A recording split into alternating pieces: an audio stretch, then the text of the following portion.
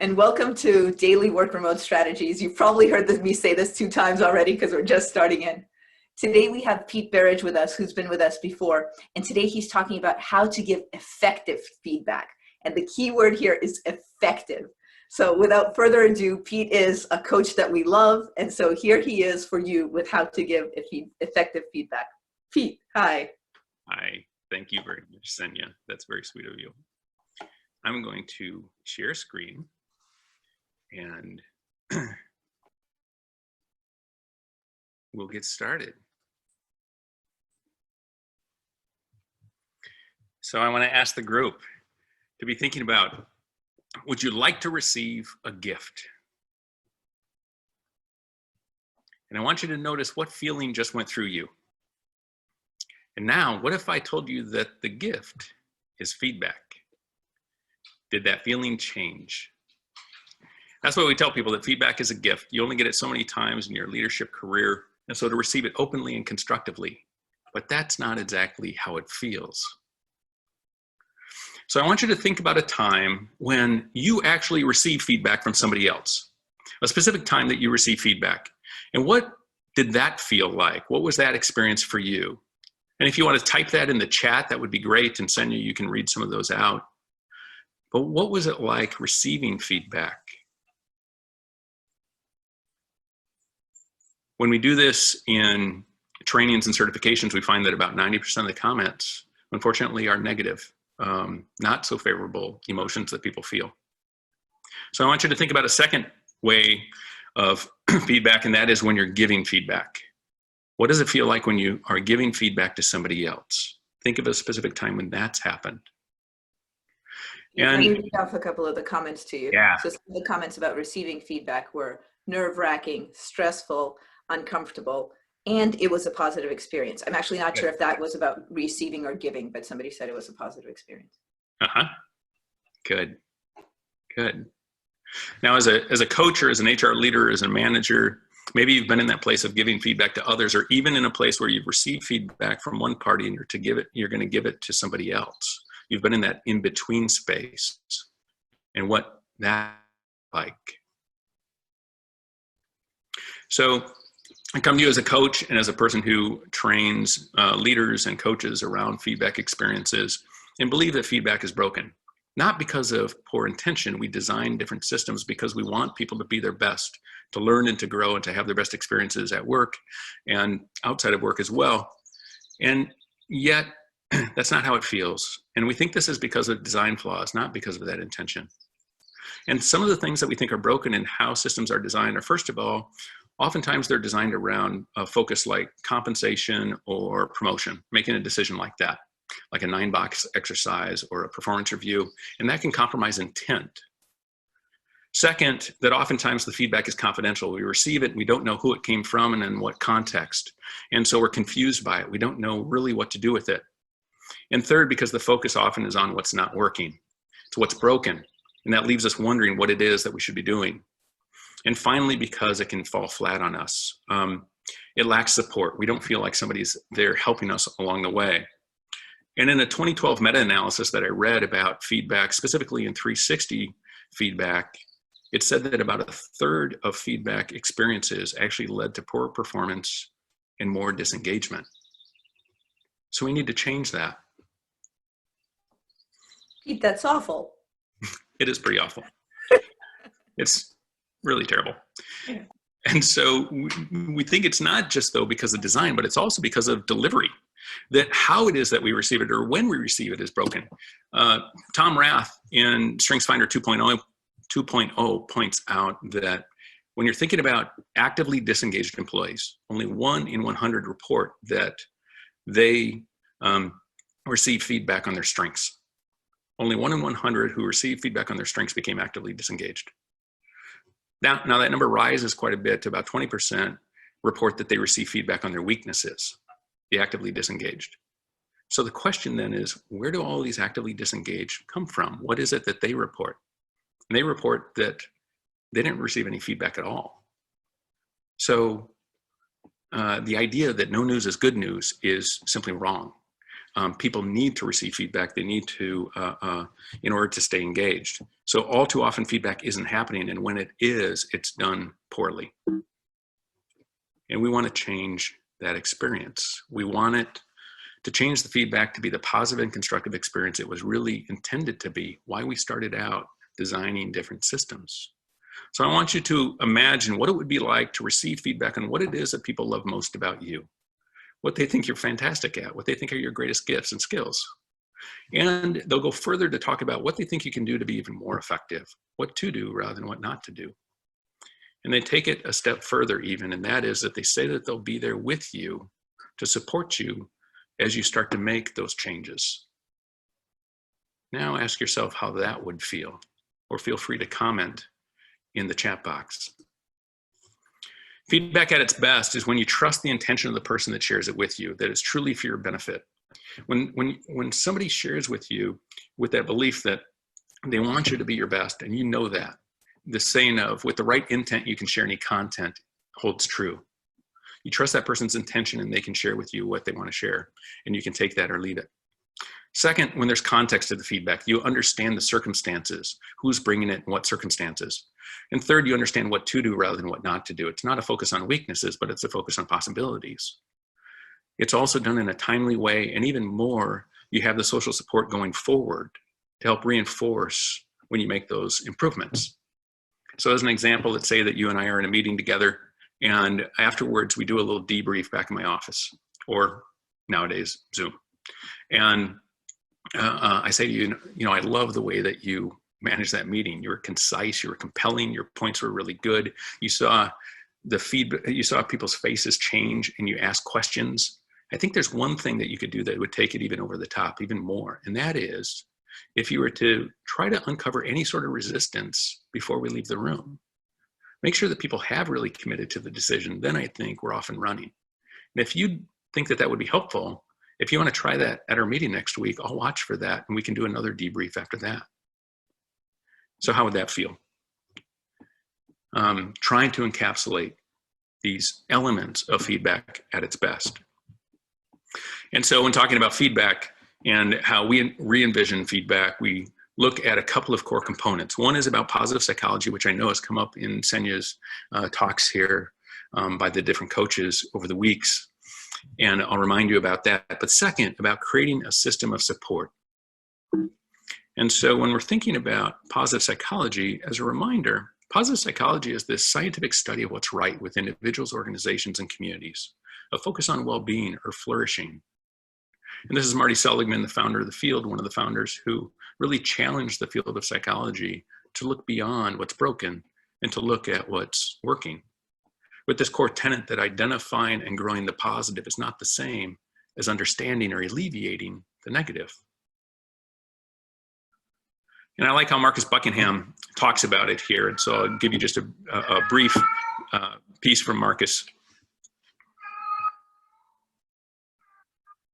Martin Seligman was the past president of the American Psychological Association.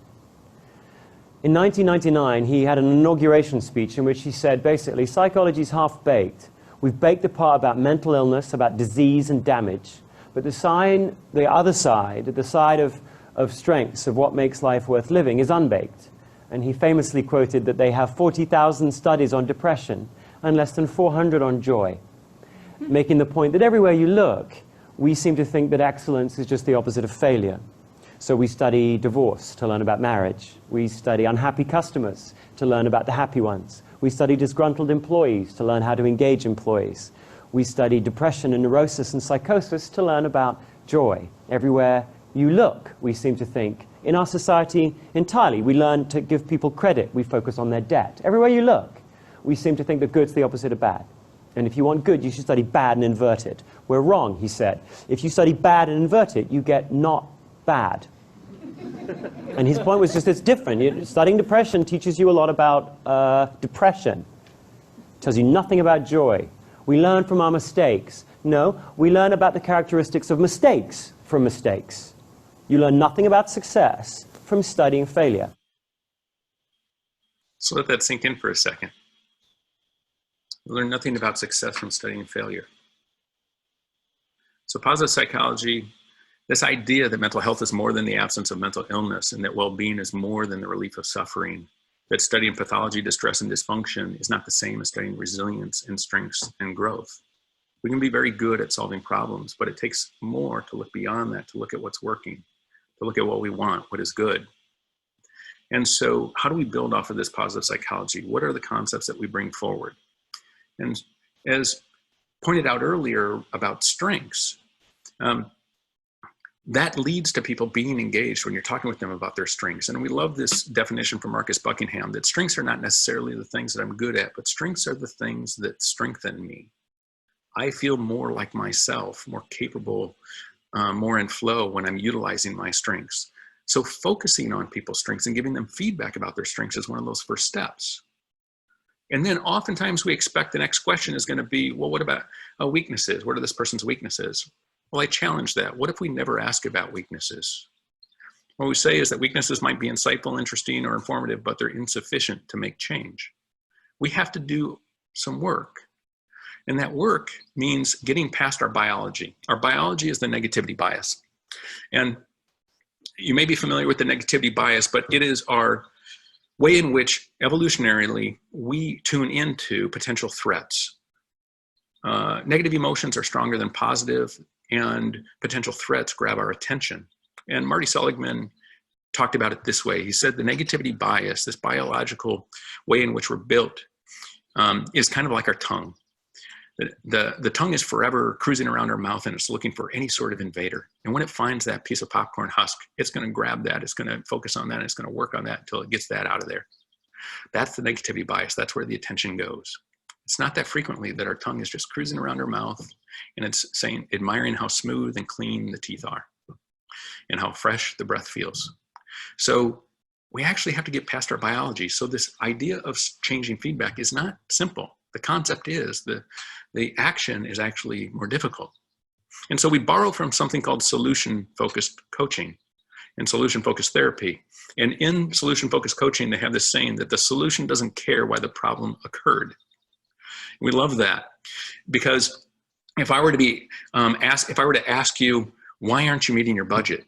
It's going to feel different than if I were to ask you, what might it take to meet the budget, or how could we meet the budget?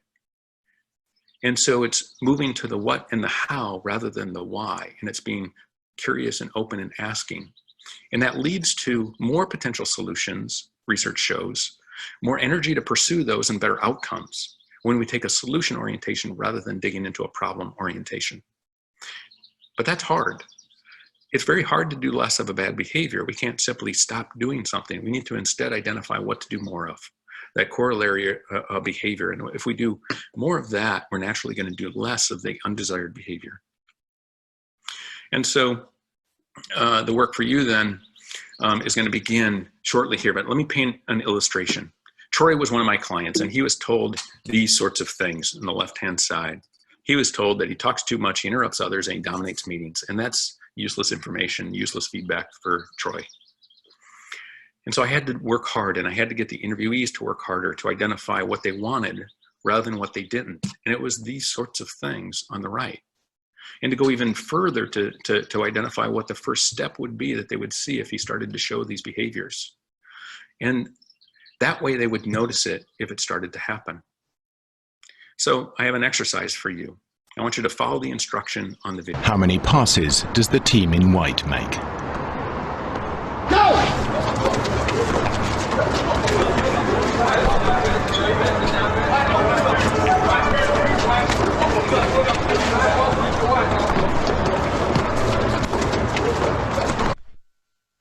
The answer is 13. But did you see the moonwalking bear? Go!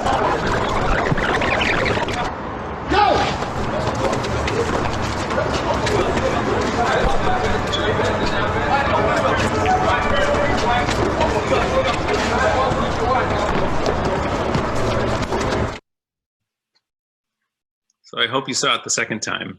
But this is an illustration of something called inattentional blindness. It's a phenomenon that happens with us that we aren't even aware of. But when our attention goes to what's broken, we're not going to notice what we want instead. Unless the stakeholder or the person providing feedback takes the time to truly think about what success looks like, the client or the person receiving the feedback will be guessing. And furthermore, the stakeholder probably won't recognize it even if it does happen. So it takes some intentional effort to get to what you want rather than what you don't. And that's the exercise then for you. On a piece of paper in front of each of you, I want you to put a big T chart. I want you to draw a chart.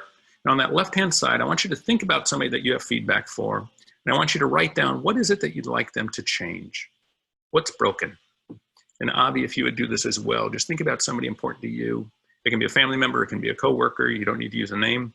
But just what's some things that you would want them to change or stop doing?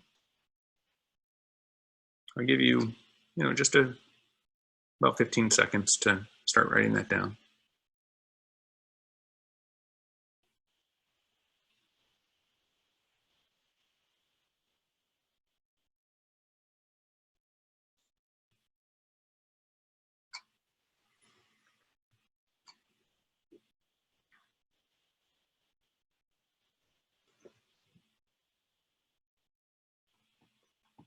Now on the right-hand side, I want you to start writing down, what would you want to see instead?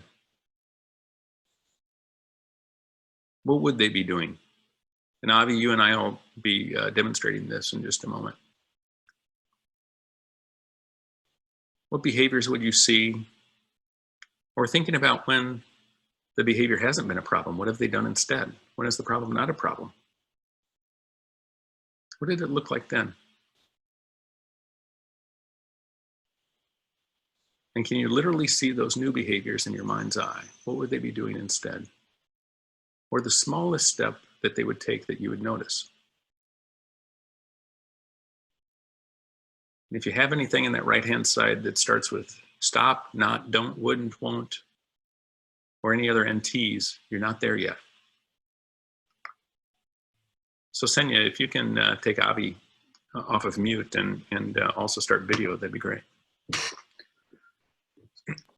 Perfect. Avi is now being promoted to panelist, and we'll turn on his video in just a moment.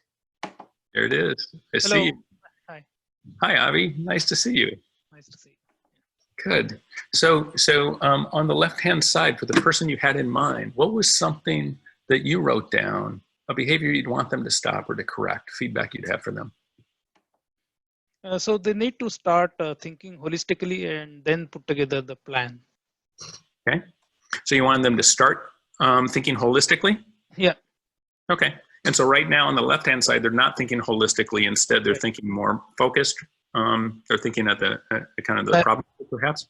Yeah, they are thinking more narrowly focused, and they're Okay. missing puzzles of a lot of big picture, basically. Good. They're not So, thinking big picture and strategically. Yeah. so let's go to that right side then. If they were more holistic in their thinking, what would you notice? How would you know that you're more holistic? So the plan will be more realistic based on the reality of the whole system rather than just a piece of the system. So the plan will work. Basically. And what would that look like? Delivering projects on time and within budget. It'd be on time and on budget. Okay. And what would you actually see them doing in your mind's eye? Behaviors that would indicate to you that they've started on that role of being more holistic and that would lead to on time, on budget. So they should start looking at not only the task within their team and look at the whole bigger picture surrounding and see other dependencies and how that will impact their deliverables, as well as things like consider things like people taking vacations, unexpected things, holidays, communication time needed when teams are geographically dispersed, things like that. And how would you know that that's happening? Where would you see it? Where would it show up? So when you look at the plan, it will look more realistic. And when you review the plan, I would ask those questions. Have you considered these things or not? Ah, okay. So it'd actually be in a written plan, and you'd be able to ask questions, and you'd get. Right. If you were asking those questions, what would you get? So I would know whether they have thought holistically about the plan or not. Because they have considered these different things I just mentioned, or haven't considered.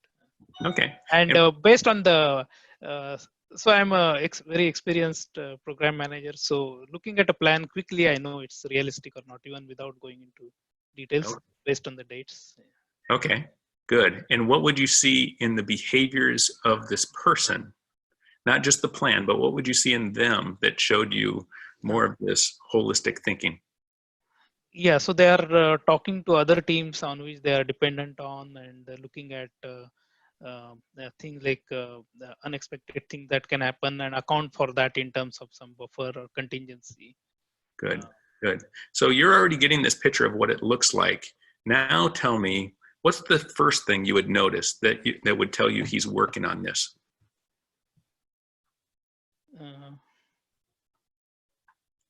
Hard to say, but on the plan, the dates look more realistic based on the resourcing on this project, as well as dependencies, complexity, and experience of the team working on it. Okay, so you'd know it by the date striking you as being realistic. Right, correct. Good, good. And if that were to happen, would you notice it? Yes, I would. Yeah. You would. Good. Yeah. Well, let's stop there then. So interesting if you were watching at home, here's what I was looking for in Avi. That last pause that he did, where he said, and then he kind of looked up and he said, I'd see the dates and they would strike me as being realistic. That's when, to me, it seemed you were literally seeing it in your own mind's eye. You were starting to see what that future could be. Right. Rather than, and I didn't go down the road at all of focusing of why it's too focused or not detailed or missing timelines and budgets and things like that. It was just, what would you notice so that now, if it were to happen, confidence that you would notice it and you'd go, yep, that's it. And just by your noticing, you're going to be offering him feedback in those subtle ways. You'd be able to, by sitting forward, by nodding, by smiling, by small comments, you start to reinforce the behavior that you want rather than the behaviors you don't.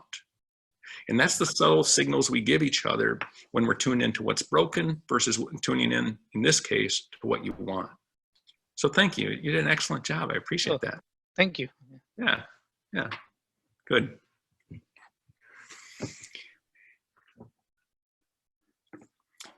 So let's see if I can go back then to. Do you want to screen share again? I was just going to ask you, yeah. Yep, got it there. So that's the process. It's continuing to dig down to get to the point of what you want rather than what you don't, that you can see it in your mind's eye. And the reason for that is because, again, what it is that works on us. If I ask you this quick question of how many branches are on this tree, how many are there? And the answer is, there's a lot of branches on the tree. Now, if I ask you how many faces are on the tree, you start to see faces. You see them in the space between the branches. There's actually 11 to 13 faces in here. But you don't see them if you're not looking for them. And that's what we mean by, we want to prime people to see what they want rather than what they don't. It sounds easy, but it takes a lot of work. You saw just how much work it took for me just in that conversation with Avi to get to something that's the first thing that he's going to notice. But we want to prime people to start seeing what they want rather than what they don't. And with that then, as happened in the example with Avi, we start to create a system of support. Because change doesn't happen alone. This person's change is not going to happen without Avi's noticing and reinforcing in subtle ways and in overt ways. And so we want to identify what is it that you're willing to do to support this individual and to be overt about that. Identify the one thing you're willing to do. We do that in our 360 interviews, where when we interview each person, they make a commitment to that client of one specific thing that they'll do. So that by the time we're done, the client's going to have 6, 8, 10, or 12 individuals that are all willing to support them overtly doing at least one thing to reinforce those new behaviors. In that way, we can shift to a system of openness. We have this saying, I have the saying that when we don't know how to say something constructively, we say it confidentially. And yet, if I were to go back to Avi, I think I could ask, do you think you could share that with him? And oftentimes the response is, yep, I can do that, definitely. And so when we're clear about what we want rather than what we don't need confidentiality. We don't need it to be in some sort of report. So feedback at its best can be these things on the right-hand side, rather than the traditional feedback that for some reason we think we need to have, that's driven by this biology and this negativity bias that's built into us. So there's the approach. And I'll pause there, Senya, because I know we're on time. Okay. What was the little bike video about? The little kid video. It's pretty good. Okay, go ahead. It's what I believe for you. Do you feel alive? I feel happy of myself. I feel happy of yourself too. What do you got, any words of wisdom? What about for all the other kids trying to learn how to ride their bike? Can you say anything to them?